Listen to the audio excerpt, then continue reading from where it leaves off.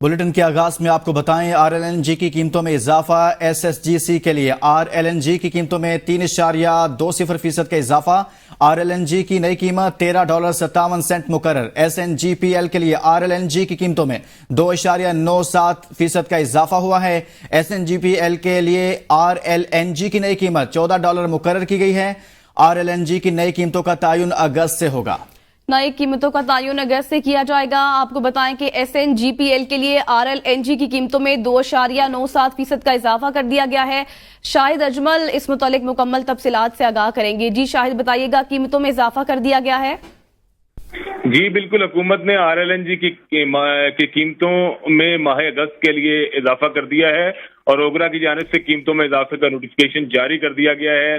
सुई नॉर्दर्न के लिए RLNG की कीमत में 2.97%, जबकि सुई सदर्न के लिए 3.19% इजाफा किया गया है और सुई नॉर्दर्न के लिए RLNG की कीमत में 0.4038 डॉलर फी MMBTU इजाफा किया गया है, जबकि सुई सदर्न के लिए 0.4206 डॉलर फी MMBTU इजाफा किया गया है और सुई नॉर्दर्न के लिए RLNG की ट्रांसमिशन कीमत जो है वो 13.0603 डॉलर फी MMBTU होगी, जबकि सुई नॉर्दर्न के लिए RLNG की कीमत डिस्ट्रीब्यूशन कीमत जो है वो 14.0065 डॉलर फी MMBTU मुकर्रर की गई है। सुई साउदर्न के लिए RLNG की ट्रांसमिशन कीमत जो है 11.8967% फी MMBTU और सुई सदर्न के लिए RLNG की डिस्ट्रीब्यूशन कीमत जो है वो 13.5773 डॉलर फी MMBTU मुकर्रर कर दी गई है। जी शायद इस मुतालिक तो आपने आगाह किया। एक और भी अहम मामला है, पाकिस्तान की आबादी बढ़ने की शरह 2.55% हो गई है। मुकम्मल तफसील बताइए।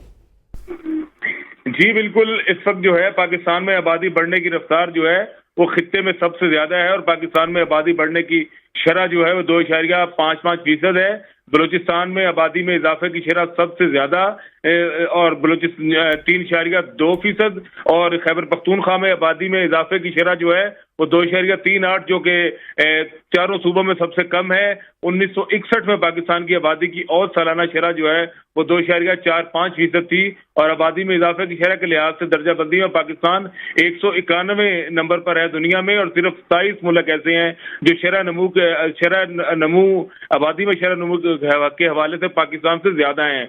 ये शरह नमू जो है अगर बरकरार रही तो 2050 तक मुल्क की आबादी दोगुनी हो जाएगी और पाकिस्तान की इस वक्त कुल आबादी जो है 24,14,99,431 है और 1951 की पहली मर्दशुमारी में पाकिस्तान की आबादी जो है वो 3,37,40,000 थी।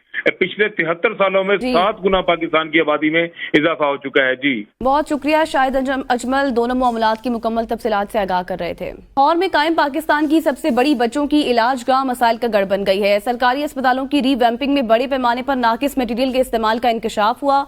लाहौर के चिल्ड्रन अस्पताल के इमरजेंसी के 4 में से 3 ऑपरेशन थिएटर्स में सीवरेज का पानी दाखिल हो गया है। इमरजेंसी के ऑपरेशन थिएटर्स की सीलिंग गिर गई। ऑपरेशन थिएटर्स की ऊपर वाली बिल्डिंग के वॉशरूम के पाइप लीक हो गए। इसी बारे में मजीद बात करेंगे नुमाइंदा ABN न्यूज़ मोहम्मद अली नासिर से।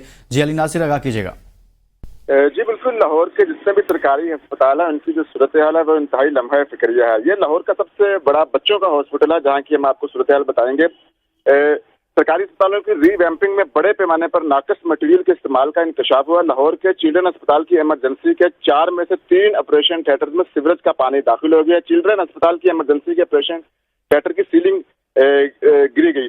ऑपरेशन थिएटर के ऊपर वाली बिल्डिंग के वॉशरूम के पाइप लीक कर गए हैं। वॉशरूम के पाइप खराब होने से चिल्ड्रन अस्पताल की इमरजेंसी के ऑपरेशन थिएटर में गंदा पानी दाखिल हो गया है। इमरजेंसी के 4 में से 3 ऑपरेशन थिएटर बदबू फैल चुकी है। लाहौर के इस अस्पताल की इमरजेंसी के 3 ऑपरेशन थिएटर सीवरेज के पानी दाखिल होने से मुकम्मल तौर पर बंद हो गए हैं। ऑपरेशन थिएटर 1 हफ्ते से बंद होने से मरीजों की मुश्किलात में इजाफा बढ़ता जा रहा है। इमरजेंसी के ऑपरेशन थिएटर बंद होने की वजह से मुतअद्दिद ऑपरेशन जो हैं वो इस वक्त मुलतवी हो चुके हैं। ये सूरत हाल चिल्ड्रन अस्पताल के अलावा लाहौर के कई ऐसे सरकारी अस्पताल हैं जिनकी सूरत हाल इंतहाई लम्हा फिक्रिया है और हुकूमत पंजाब महकमा बहुत शुक्रिया मोहम्मद अली नासिर इस हवाले से आगाह कर रहे थे। اور دیگر خبروں میں آپ کو بتائیں، بشیر میمن کو گورنر سندھ بنائے جانے کی خبر کس نے چلوائی؟ پیپلز پارٹی کے رکن قومی اسمبلی مخدوم جمیل الزماں کا بڑا انکشاف۔ مخدوم جمیل الزماں نے کہا کہ بشیر میمن کو گورنر سندھ بنائے جانے کی خبر سندھ کے ایک وزیر نے چلوائی۔ خبر اس لیے چلائی گئی تاکہ متحدہ ناراض ہو جائے اور حکومت میں ڈس مینٹلنگ پیدا ہو۔ وزیر اعظم اور بلاول بھٹو کے لیے مشکل بھی پیدا ہو جائے، مزید جانتے ہیں عبدالقدیر رانا سے۔ جی عبدالقدیر رانا، کیا معاملہ ہے؟ جی دیکھیں، سینئر رہنما ہے پاکستان پیپلز پارٹی کے مخدوم جمیل الزماں، اور انہوں نے بغیر نام لیے جو گورنر سنگھ کی تبدیلی کے حوالے سے چند روز قبل ایک خبر چلی تھی کہ اس کو تبدیل کرنے کا فیصلہ ہو گیا ہے۔ پیپلز پارٹی اور نون لیگ میں اتفاق ہو گیا ہے۔ یہ جو خبر ہے، جو مخدوم جمیل الزماں کہتے ہیں کہ یہ خبر ایک وزیر کی جانب سے چلوائی گئی جو کہ حکومت کے درمیان جو ہے ڈسمینٹلنگ پیدا کرنا چاہتا تھا، اور ایم کیو ایم جو ہے تاکہ ناراض ہو جائے، اور جو پیپلز پارٹی ہے یا مسلم لیگ نون ہے ان کے لیے جو ہے مشکلات پیدا ہو۔ جی بہت شکریہ عبدالقدیر رانا، اس حوالے سے آگاہ کر رہے تھے۔ فیض حمید کے خلاف شفاف انکوائری ہوگی۔ وزیر دفاع خواجہ آصف کہتے ہیں فیض حمید ریٹائرمنٹ کے بعد سیاست میں ملوث رہے، فیض حمید باز آنے والے نہیں تھے، فیض حمید کی سیاست میں مداخلت رہی ہے، 9 مئی واقعات میں فیض حمید کا ہاتھ بھی ہو سکتا ہے۔ خواجہ آصف نے کہا ہے کہ 2013 اور 2014 میں شروع ہونے والی سازشوں میں یہی لوگ ملوث رہے ہیں۔ جنرل باجوہ اور فیض حمید کا آپس میں قریبی تعلق تھا، سیاسی معاملات آ جائیں تو چیزیں بلیک اینڈ وائٹ نہیں رہتی، جو لوگ اقتدار کے پیچھے بھاگتے ہیں ان کے ساتھ یہی ہوتا ہے۔ خواجہ آصف نے مزید کہا کہ آرمی چیف کی تعیناتی کے وقت فیض حمید نے نون لیگ سے رابطہ کیا۔ آرمی چیف کی تعیناتی کے موقع پر فیض حمید نے کہا کہ میرے سر پر ہاتھ رکھیں۔ آرمی چیف کی تعیناتی کے وقت ہماری صفوں میں ایک بندہ شامل کیا گیا۔ خواجہ آصف کا مزید کہنا تھا کہ جو باتیں کر رہا ہوں ان پر حلف دینے کو بھی تیار ہوں۔ وفاقی وزیر اطلاعات عطا اللہ تارڑ کا کہنا ہے کہ فوج نے تحقیقات کے بعد فیض حمید کو تحویل میں لیا ہوگا۔ فوج کا اپنا نظام اور طریقہ کار ہے۔ ایک سیاسی جماعت نے فیض حمید کو روحانی پیشوا مانا ہوا تھا۔ عطا تارڑ نے کہا کہ ریٹائرمنٹ کے بعد مداخلت کا مطلب ہے سیاست میں مداخلت کی۔ فیض حمید کے خلاف کارروائی ثابت کرتی ہے کہ ادارہ خود احتسابی پر یقین رکھتا ہے۔ Chairman P T I barrister Gohar کا کہنا ہے کہ جنرل ریٹائرڈ فیض حمید کا کورٹ مارشل فوج کا اندرونی معاملہ ہے۔ فوج کا اپنا سٹرکچر ہے، اپنا طریقہ کار ہے، وہ جو کارروائی کرنا چاہتی ہے کر سکتی ہے۔ میں نے سنا نہیں ہے، اور فوج کی اپنی مرضی ہے اور اپنے ان کا ایک سٹرکچر بنا ہوا ہے، وہ جس کو جیسے چاہے کرنا چاہے، ان کی مرضی۔ اس سے پہلے تحریک انصاف کا بھی ایک مطالبہ تھا کہ سابق army chief general Qamar Javed Bajwa کے خلاف بھی کورٹ مارشل کی کارروائی کی جائے، اس متعلق کیا کہیں گے؟ میں نے نہیں خیال ہے کہ ہمارا کوئی ایسا مطالبہ رہا۔ عمران خان نے کیا، یعنی آپ ان سے ڈس ایگری کر رہے ہیں؟ مجھے یاد نہیں پڑتا، اگر میں نے دیکھی پوری اسٹیٹمنٹ دیکھی۔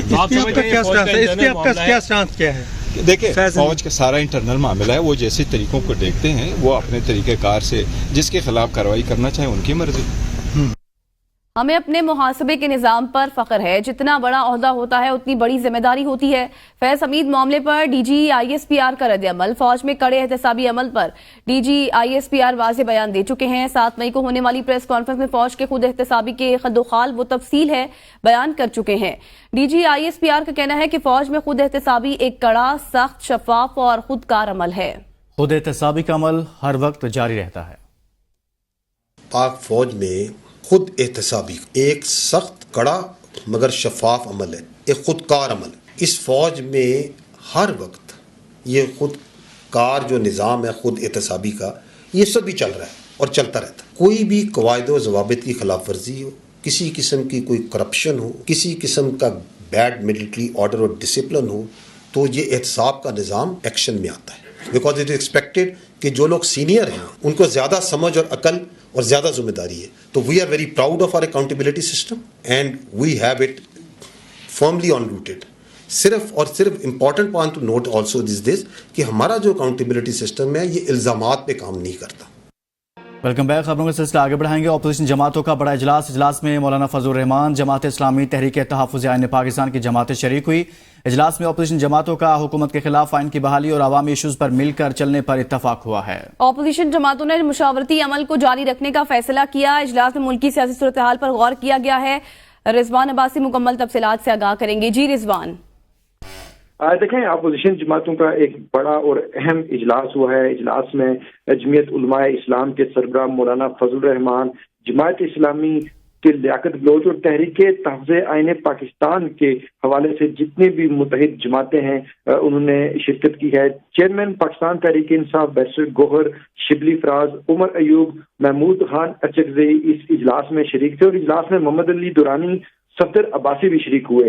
اجلاس میں نائب امیر جماعت اسلامی لیاقت بلوچ بھی شریک ہوئے، جبکہ اپوزیشن جماعتوں کا حکومت کے خلاف آئین کی بحالی اور عوامی ایشوز پر مل کر چلنے پر اتفاق ہوا ہے۔ اپوزیشن جماعتوں کا مشاورتی عمل کو جاری رکھنے اور پارلیمنٹ کے اندر اپنی جو کردار ہے اپوزیشن کا اس کو بھرپور طریقے سے نبھانے پر بھی اتفاق ہوا ہے، اور اجلاس میں جو ملکی سیاسی صورتحال ہے اس پر بھی غور ہوا ہے، اور حالیہ جو ایک لیفٹیننٹ جنرل فیض حمید کے حوالے سے جو موضوع تھا وہ بھی اس اجلاس میں زیر بحث رہا ہے۔ جی، ایشوز پر تفصیلی گفتگو کی گئی ہے، بہت شکریہ رضوان عباسی۔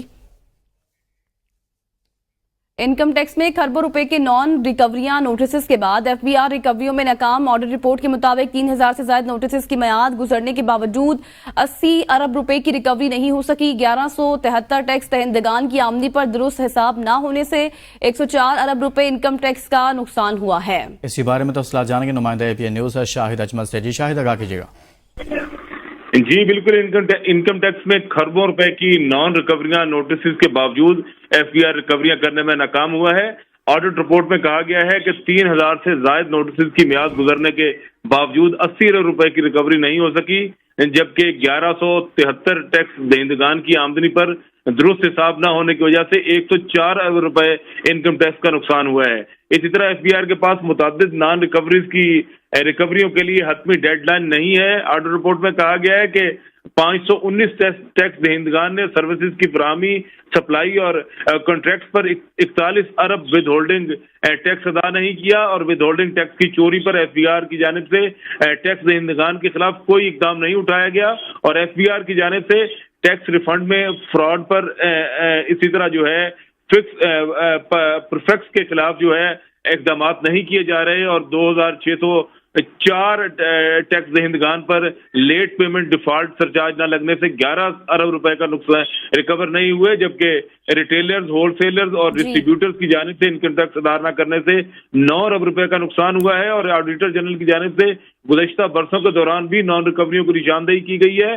آڈیٹر جنرل کی رپورٹ میں نان ریکوریوں پر ایف بی آر کی ناقص کارکردگی کی نشاندہی بھی کی گئی ہے۔ جی، ایف بی آر ریکوریاں کرنے میں ناکام رہا ہے، بہت شکریہ شاہد۔ قبولہ شریف میں گھریلو جھگڑے نے ایک اور جان لے لی، شوہر نے ڈنڈے کے وار کر کے بیوی کو قتل کر دیا، پولیس نے لاش کو تحویل میں لے کر کارروائی شروع کر دی، جبکہ ملزم موقع سے ہی فرار ہو گیا۔ قبولہ شریف میں گھریلو جھگڑے نے ایک اور جان لے لی ہے، اس حوالے سے آپ کو بتائیں کہ شوہر نے ڈنڈے کے وار کر کے بیوی کو قتل کر دیا۔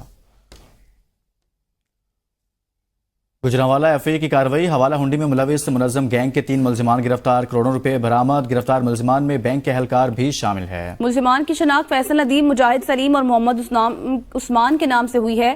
ملزمان کو ڈنگا کھاریاں سے گرفتار کیا گیا ہے۔ ملزمان سے مجموعی طور پر 2 کروڑ 13 لاکھ سے زائد پاکستانی روپے برآمد کر لیے ہیں۔ ملزمان سے mobile phone, registers, A T M cards بھی برآمد کر لیے گئے ہیں۔ سندھ ہائی کورٹ میں پی ٹی آئی کو باغ جناح میں جلسے کی اجازت نہ دینے کے خلاف توہین عدالت کی درخواست پر سماعت ہوئی۔ پی ٹی آئی رہنما Haleem Adil Sheikh, deputy commissioner S S P جنوبی اور دیگر عدالت میں پیش ہوئے۔ ڈپٹی کمشنر اور ایس ایس پی نے عدالت میں رپورٹ جمع کرا دی ہے۔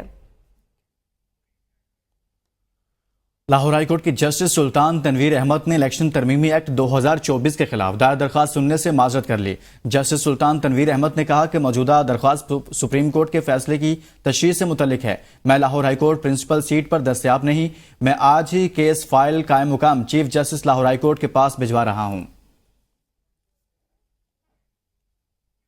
اسلام آباد ہائی کورٹ میں اظہر مشوانی کے 2 لاپتہ بھائیوں کی بازیابی کے لیے دائر درخواست پر سماعت کے دوران عدالت نے سیکرٹری دفاع و داخلہ آئی جی اسلام آباد ڈی جی ایف آئی اے کو عدالت نے ذاتی حیثیت میں طلب کر لیا۔ سیکیورٹی اداروں کی رپورٹ پر جسٹس میاں گل حسن اور زیب کا اظہار برہمی، ریمارکس دیے اب میں تمام فریقین کے خلاف توہین عدالت کی کارروائی شروع کروں گا۔